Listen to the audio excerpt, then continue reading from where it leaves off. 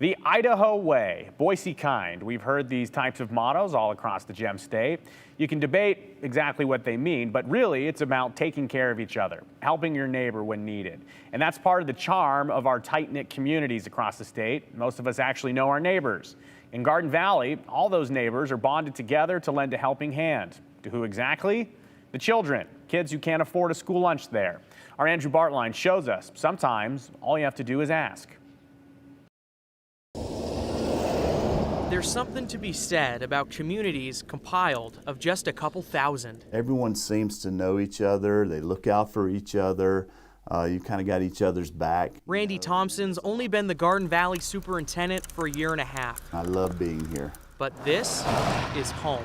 Absolutely. I grew up in a small town in Georgia, in central Georgia. And his small town values, they cross borders. You don't get lost in the crowd so much when you're in a small school or small community. The crowd in this building is roughly 300 kids, all coming from different backgrounds, different families, different financial situations. It breaks my heart thinking that a kid, because they don't have money or funds, skips a meal. And that just really hit me to the core. 25 kids skip lunch daily.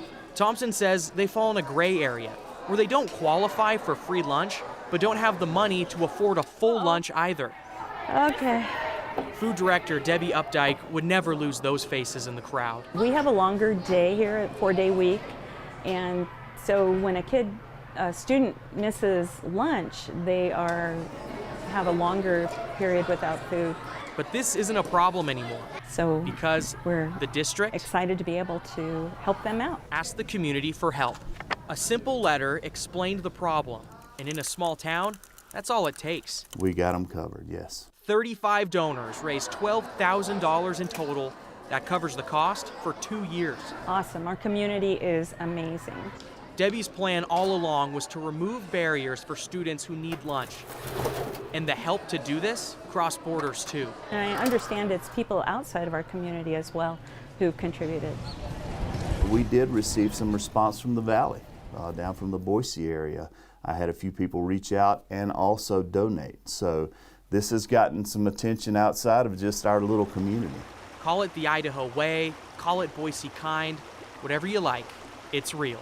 If we find ourselves in a similar situation a couple years from now, I'll reach out again because I know this community is willing to respond. And they've always told me, if you need help, let us know. We're willing to help. Through COVID, government programs largely covered the cost of school lunches, I should say, but that support from the federal government has since largely faded in the Garden Valley School District. Thompson says the district could not use funds from other sources, so help from the community really was their main option to make this happen. And it's kind of tough to wrap your head around, Joe, that there are families and kids where you don't qualify for a school lunch, but for a free school lunch, I should say, but you also don't make enough to where you can financially afford it. It's a very weird gray area to be in.